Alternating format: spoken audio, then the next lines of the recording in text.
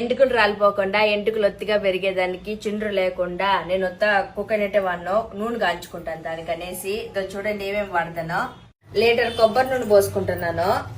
ఇప్పుడు దీంట్లోకి మెంతులు, తర్వాత బ్లాక్ సీడ్స్, ఇది పాప ఇదేంటి మందార పూలు అంట, ఇది గోరింటాకు, ఎర్ర మందారం ఆకులు, కరివేపాకు, మునగాకు కూడా, కలమంద, తర్వాత వచ్చి యాపాకు, ఉసిరికాయ తురుము పెట్టేసుకున్నాము 3 ఉసిరికాయలు, ఎర్రగడ్డలు, ఇవన్నీ వేసుకుని బాగా మిక్సింగ్ మిక్సింగ్ మిక్సింగ్.